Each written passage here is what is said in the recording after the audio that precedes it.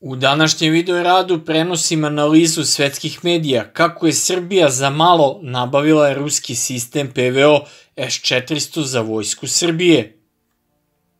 Naime, kako prenosi portal Military Watch, Srbija je počela da modernizuje svoju protivvazduhoplovnu odbranu krajem 2010. godina nabavkom lovaca MiG-29, koji su isporučili kao pomoć i Rusija i Belorusija, zatim PVO kratkog dometa Pancir S-1, koji je isporučen 2020. godine.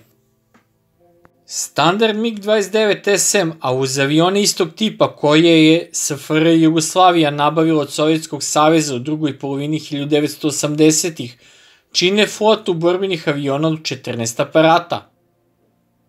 Pošto se smatra da je malo verovatno da će srpsko ratno vazduhoplovstvo predstavljati ozbiljnu pretnju u slučaju nekog budućeg sukoba oko Kosova zbog svoje veoma male veličine, njegova sposobnost da asimetrično brani svoj vazdušni prostor korišćenjem mobilnih zemaljskih sistema protivvazduhoplovne odbrane postalo je posebno važno pitanje.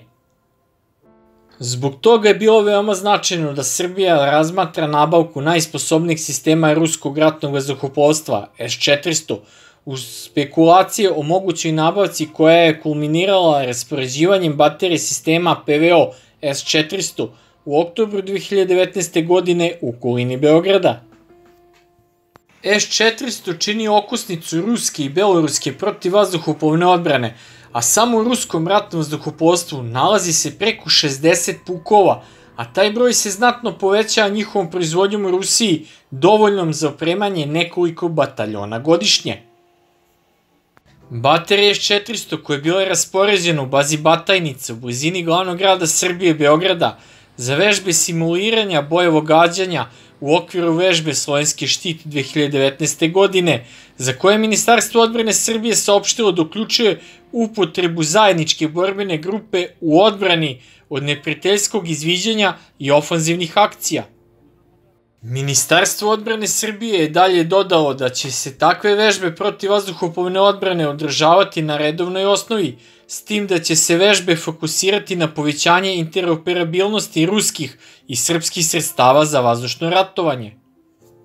Raspoređivanje S-400 je usledilo nakon posete ruskog predsjednika Vladimira Putina Beogradu u januaru te godine.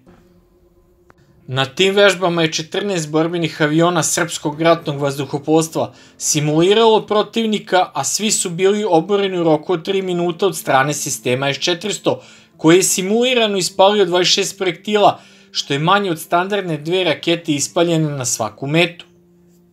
Sa S-400 sistemom PVO dizajniranim za odbranu vazdušnog prostora od naprednih borbenih aviona 5. generacije, koji pruža ogromnu superiornost u odbrani neba od lovaca 4. generacije kao što su MiG-29.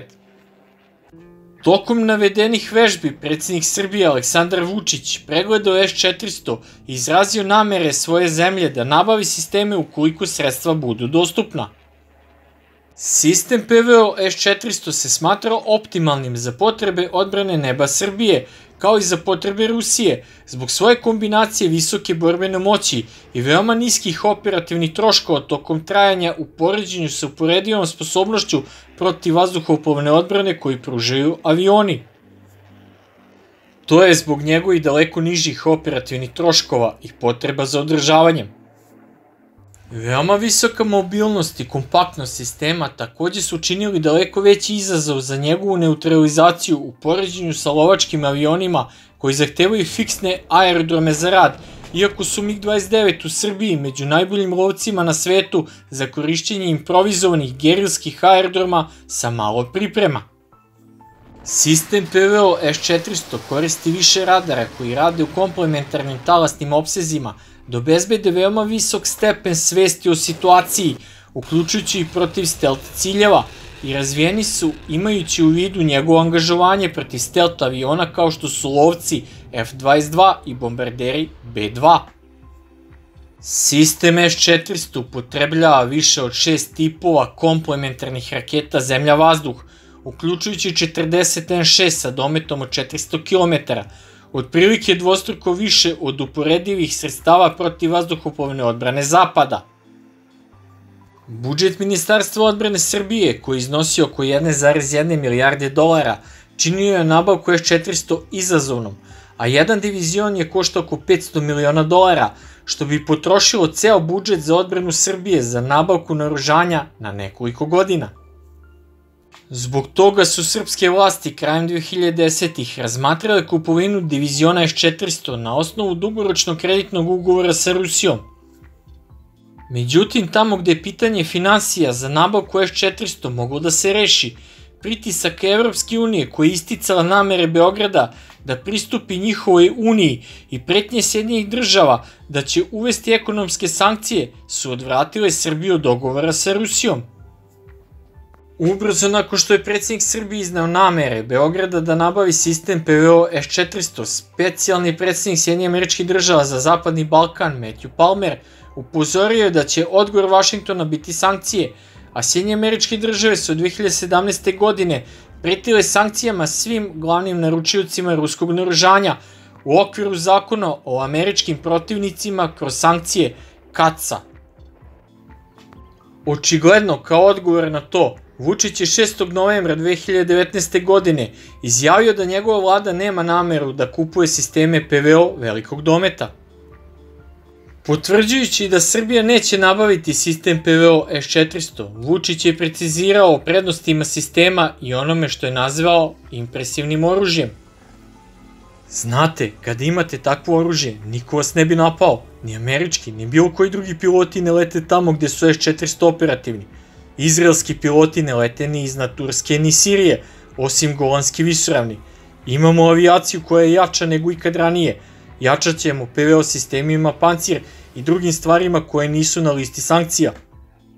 Srbija je nastavila da se suočava sa značajnim pritiskom Zapada da izbjegne nabavku sredstava protiv vazduhoplovne odbrane od zemalja koje nisu u NATO-u, ali je na kraju uprkos značajnim američkim i europskim kritikama kupila sistem FK-3 od Kine krajem 2020. godine.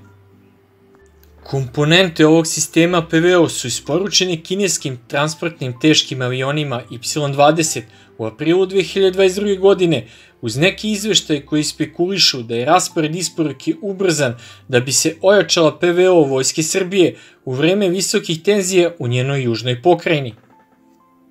FK-3 ne predstavlja kineski ekvivalent ruskom S-400 jer je sistem PVO 4 puta kraćeg dometa koji stavlja veći naglasak na mobilnost, ali i dalje veoma moćan sistem sa novom elektronikom i senzorima koji su na nivou S-400, ako ne i ispred, u smislu njihove sofisticiranosti.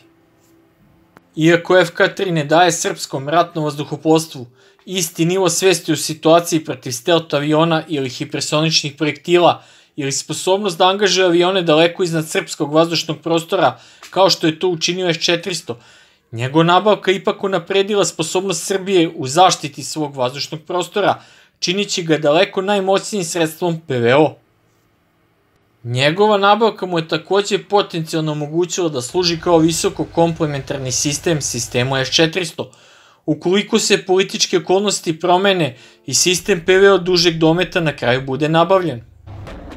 Srbija je poslužila kao primjer jedna od više država koje su 1990-ih bile pod uticajem pretnji zapadnih političkih i ekonomskih ucena da izbjegnu nabavku sistema naoružanja visokog tehničkog nivoa od Rusije, sa drugim primjerima kao što su uključujući odluku Južne Koreje da ne nabavi protivvazduhoplovnu odbranu sistema S-300 ili lovce MiG-29 1990-ih, odluka Tajlanda da ne nabavi tenkove T-90 2000-ih, indonežanska porudžbina za eskadrilu lovaca Su-35 2010-ih koja je suspendovana i tako dalje.